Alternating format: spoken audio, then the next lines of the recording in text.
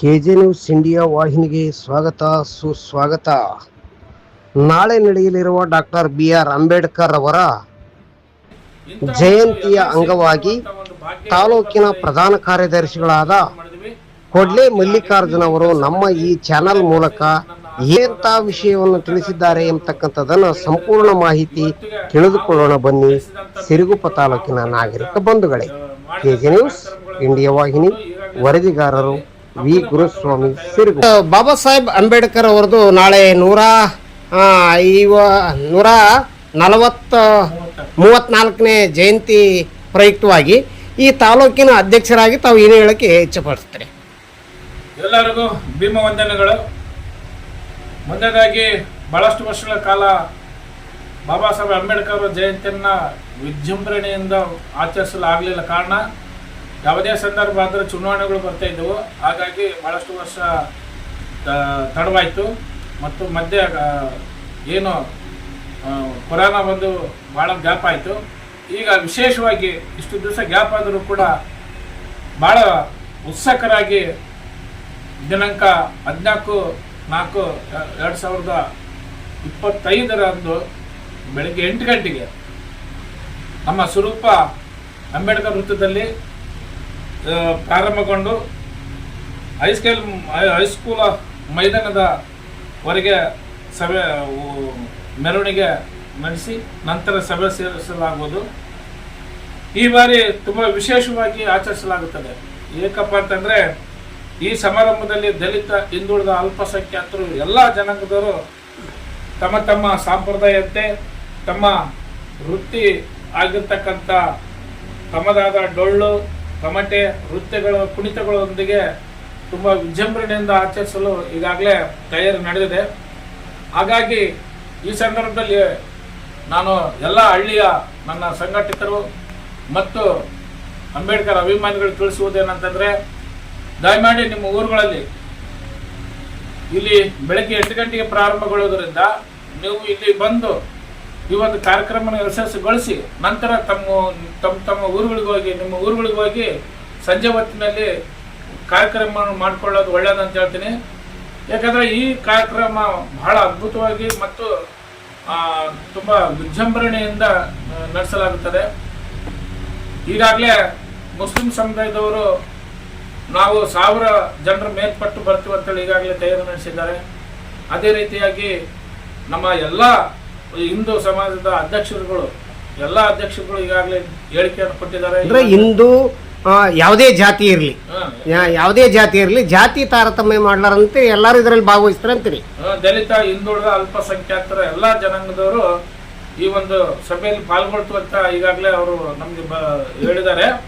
ಹಾಗಾಗಿ ಈ ಒಂದು ಕಾರ್ಯಕ್ರಮ ತುಂಬಾ ಅಚ್ಚುಕಟ್ಟಾಗಿ ಮತ್ತು ವಿಜೃಂಭಣೆಯಿಂದ ಆಚರಿಸಲಾಗ್ತದೆ. ಇದನ್ನ ಕಣ್ತುಂಬಿಕೊಳ್ಳಲು ತಾವು ಬೆಳಗ್ಗೆ ಇಲ್ಲಿ ಬಂದು ಈ ಒಂದು ಕಾರ್ಯಕ್ರಮವನ್ನು ನೋಡಿ ಆನಂದಿಸಿ ಮತ್ತು ಸಂಜೆ ತಮ್ಮ ಊರುಗಳಿಗೆ ಹೋಗಿ ಕಾರ್ಯಕ್ರಮ ನಡೆಸ್ಕೊಳ್ಬೇಕಂತೇಳಿ ಒಬ್ಬ ಅಂಬೇಡ್ಕರ್ ಸಂಘದ ಅಧ್ಯಕ್ಷನಾದ ನಾನು ತಮ್ಮಲ್ಲಿ ವಿನಂತಿಸಿಕೊಳ್ತೇನೆ.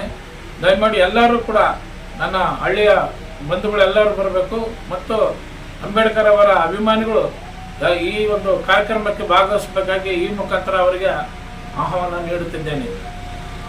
ಸರಿ, ಈಗಾಗಲೇ ಅಂಬೇಡ್ಕರ್ ಜಯಂತಿ ಬಗ್ಗೆ ಸುಮಾರು ಒಂದು 3-4-5 ಮೀಟಿಂಗ್ಗಳನ್ನು ತಾವು ಕರೆದಿದ್ದೀರಿ ಅಂತ ನನಗೆ ಹೇಳಿ ಗೊತ್ತಾಯಿತು. ಆ ಒಂದು ಮೀಟಿಂಗ್ನಲ್ಲಿ ಯಾವ ರೀತಿಯಾದಂಥ ನಿರ್ಣಯಗಳನ್ನು ತೆಗೆದುಕೊಂಡಿದ್ದೀರಿ? ಈಗಾಗಲೇ ನಾವು ತಹಸೀಲ್ದಾರ್ ಅವರ ಮೀಟಿಂಗ್ ಕರೆದಂಥ ಸಂದರ್ಭದಲ್ಲಿ ನಾವು ಅವ್ರಿಗೆ ಹೇಳಿದ್ವಿ, ಸರ್, ಈ ಬಾಬಾ ಸಾಹೇಬ್ ಅಂಬೇಡ್ಕರ್ ಅವರು ಕೇವಲ SC/ST ಮಾತ್ರ ಸಂವಿಧಾನ ರಚನೆ ಮಾಡಿಲ್ಲ, ಇದು ಸರ್ವ ಜನಾಂಗದ ಶಾಂತಿಯ ತೋಟವಾಗಿರ್ತಕ್ಕಂಥ ನಮ್ಮ ಭಾರತ ದೇಶಕ್ಕೆ ಸಂವಿಧಾನ ನೀಡಿದ್ದಾರೆ. ಅದೇ ರೀತಿಯಾಗಿ ಸರ್ವ ಜನಾಂಗ ಶಾಂತಿಯ ತೋಟ ಆಗಿರ್ತಕ್ಕಂಥ ನಮ್ಮ ಕರ್ನಾಟಕ ಮತ್ತು ನಮ್ಮ ತಾಲೂಕಿನಲ್ಲಿ ಇರ್ತಕ್ಕಂಥ ಎಲ್ಲ ಸಮುದಾಯದ ಅಧ್ಯಕ್ಷರುಗಳನ್ನ ಕರೆದು ನೀವು ಏನು ಪೂರ್ವ ಸಭೆ ನಡೆಸಬೇಕಂತ ಹೇಳಿದಾಗ ಅವರು ಒಪ್ಪಿ ಅವ್ರು ಮತ್ತೆ 2ನೇ ಸಲ ಅವರು 1ನೇ ತಾರೀಕು ಮತ್ತೆ ಸಭೆಯನ್ನು ಕರೆದು ಎಲ್ಲ ನಮ್ಮ ದಲಿತ, ಹಿಂದುಳಿದ, ಅಲ್ಪಸಂಖ್ಯಾತರ ಮುಖಂಡರುಗಳಿಗೆ ಈ ಒಂದು ಕಾರ್ಯಕ್ರಮವನ್ನು ಯಶಸ್ವಿ ಮಾಡಿಕೊಡ್ಬೇಕಂತ ಹೇಳಿದಾಗ ಮತ್ತೆ 3ನೇ ಸಲ ಸೇರಿ ಮತ್ತೆ ಎಲ್ಲ ಜನಾಂಗದ ಸಮಾಜದ ಅಧ್ಯಕ್ಷರುಗಳು ಸೇರಿ ಇಲ್ಲ ಈ ಕಾರ್ಯಕ್ರಮ ನಾವು ಅವಶ್ಯಕತೆಯಾಗಿ ನಾವು ಬಹಳ ಅದ್ದೂರಿಯಿಂದ ಮಾಡಬೇಕು, ಇದಕ್ಕೆ ನಾವೆಲ್ಲ ತನು ಮನೋ ಧನದಿಂದ ನಾವು ಪಾಲ್ಗೊಳ್ತೀವಿ ಅಂತೇಳಿ ಅವ್ರು ಹೇಳಿದಾಗ, ಹಾಗಾಗಿ ಅವತ್ತಿನ 3ನೇ ಸಭೆಯಲ್ಲಿ ಒಂದು ತಾತ್ಕಾಲಿಕವಾಗಿ ಒಂದು ಉಪಸಮಿತಿಯನ್ನು ಮಾಡಲಾಯಿತು. ಆ ಉಪಸಮಿತಿಯಲ್ಲಿ ನಮ್ಮ ಆಲ್ಮತ ಕುರುಬ ಸಂಘದ ಅಧ್ಯಕ್ಷರಾದಂಥ ದಮ್ಮೂರು ಸೋಮಪ್ಪ ಅವರನ್ನ ಏನು ಗೌರವಾಧ್ಯಕ್ಷನಾಗಿ ಆಯ್ಕೆ ಮಾಡಲಾಯಿತು. ಮತ್ತು ವಾಲ್ಮೀಕಿ ಮಹರ್ಷಿ ವಾಲ್ಮೀಕಿಯ ವಿದ್ಯಾಭಿವೃದ್ಧಿಯ ಅಧ್ಯಕ್ಷರಾದಂಥ BM ಸತೀಶ್ ಅಣ್ಣನವರನ್ನ ಅಧ್ಯಕ್ಷರನ್ನಾಗಿ ಮಾಡಲಾಯಿತು. ಮತ್ತು ಉಪಾಧ್ಯಕ್ಷರನ್ನಾಗಿ ನಮ್ಮ ದರಪ್ಪ ನಾಯಕ ಮತ್ತು ಹುಸೇನ್ ಇವರನ್ನ ಚಿಟಿಗಿ ಹುಸೇನ್ ಅವರನ್ನು ಆಯ್ಕೆ ಮಾಡಲಾಯಿತು.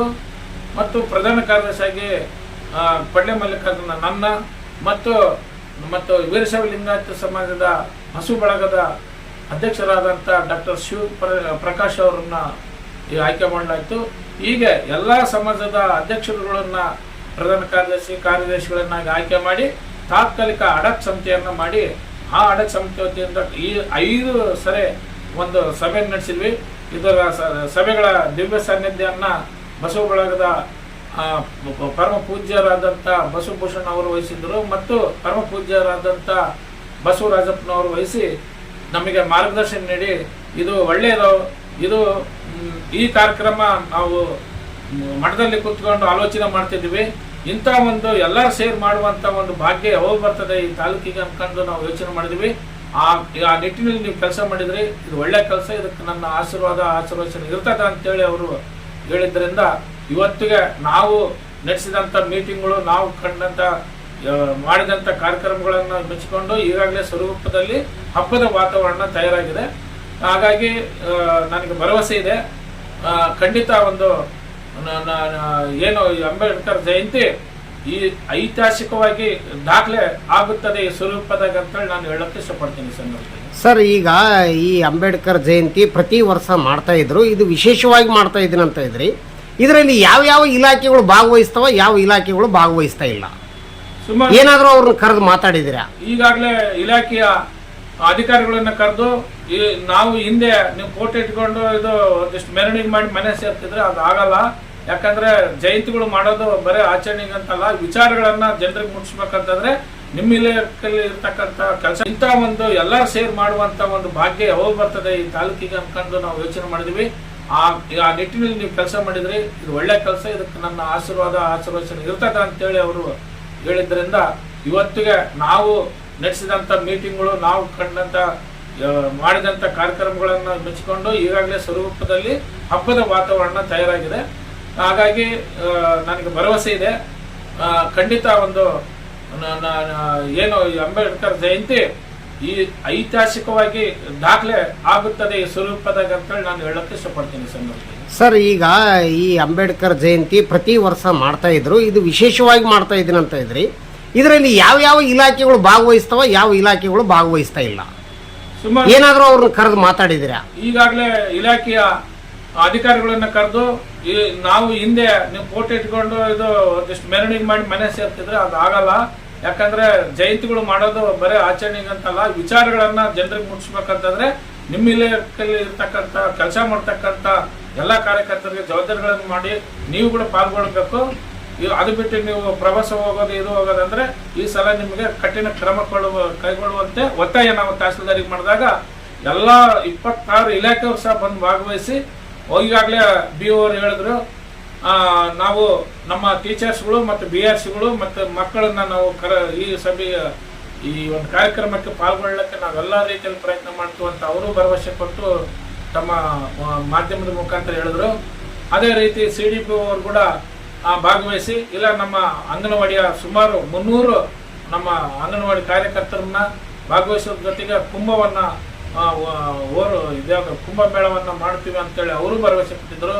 ಮತ್ತೆ RDP ಇರತಕ್ಕಂಥ EO ಅವರು ಎಲ್ಲರೂ ಸೇರಿ ನಾವು ಎಲ್ಲ ಗ್ರಾಮ ಪಂಚಾಯತ್ ಅಧ್ಯಕ್ಷಗಳು ಮಾಡಿ, ಗ್ರಾಮ ಪಂಚಾಯತ್ ಅಧ್ಯಕ್ಷರ ಮುಖಾಂತರ BDOಗಳು ಅಲ್ಲಲ್ಲಿ ಆ ಭಾಗದಲ್ಲಿ ಜಯಂತಿಯನ್ನು ಮಾಡಲಿಕ್ಕೆ ಮತ್ತೆ ಇಲ್ಲಿ ಪಾಲ್ಗೊಳ್ಳಲಿಕ್ಕೆ ನಾವೆಲ್ಲ ಪಣ ತೊಡ್ತೀವಿ ಅಂತೇಳಿ ಪ್ರತಿಯೊಬ್ಬ ಆಫೀಸರ್ ಪಣ ತೊಟ್ಟಿದ್ದಾರೆ. ಮತ್ತೆ ಏನು ನಗರಸಭೆಯ ಅಧ್ಯಕ್ಷರು ಮತ್ತು ಕಮಿಷನರ್ ಆದಂಥ ಇವರು ಎಲ್ಲರೂ ಸೇರಿ ಕೂಡ ನಮ್ಮ ಕೌನ್ಸಿಲರ್ಸ್ಗಳು ಕೂಡ ಎಲ್ಲ ಸೇರಿ ನಾವೆಲ್ಲರೂ ವಿಜೃಂಭಣೆ ಮಾಡೋಣ ಅಂತೇಳಿ ಇದು ಮಾಡಿದ್ರೆ ಈಗಾಗಲೇ ನೋಡ್ಬೋದು ಫ್ಲೆಕ್ಸಿ ಹಾಕಕ್ಕ ಜಾಗ ಇಲ್ಲ. ಆ ಹಾಕುವವರು ಕೂಡ ಬೇಸರ್ಕೊಂಡ್ಬಿಟ್ಟಾರೆ, ನಮ್ಗೆ ಆಗಲ್ಲಪ್ಪ ಅಂತ ಆ ಕಟ್ಟಿಗೆ ಬಡವರು ಕೂಡ ಬೇಸರ್ಕೊಂಡ್ರೆ. ಅಷ್ಟು ಬ್ಯಾನರ್ಗಳು, ಅಷ್ಟು ಹುಮ್ಮಸ್ಸು. ಈಗಾಗಲೇ ಎಲ್ಲ ಸಮುದಾಯದವರು ಬ್ಯಾನರ್ಗಳು ಹಾಕೊಂಡು ಈ ಒಂದು ಜಯಂತಿಯನ್ನ ತುಂಬಾ ಅಚ್ಚುಕಟ್ಟಾಗಿ ಮಾಡಲಿಕ್ಕೆ ತಯಾರಿ ನಡೆಸಿದ್ದಾರೆ ಅಂತೇಳಿ ನನ್ನ ಸಂದರ್ಭ ಹೇಳ್ತಿದ್ದೇನೆ. ಈ ಒಂದು ಕಾರ್ಯಕ್ರಮದ ವಿಷಯವಾಗಿ ಈ ಕ್ಷೇತ್ರದ ಶಾಸಕರ ಗಮನಕ್ಕೆ ತಗೊಂಡಿದ್ರೆ ಅವರು ಯಾವ ಮೀಟಿಂಗ್ನಲ್ಲಿ ಪಾಲ್ಗೊಂಡಿದ್ದಾರ?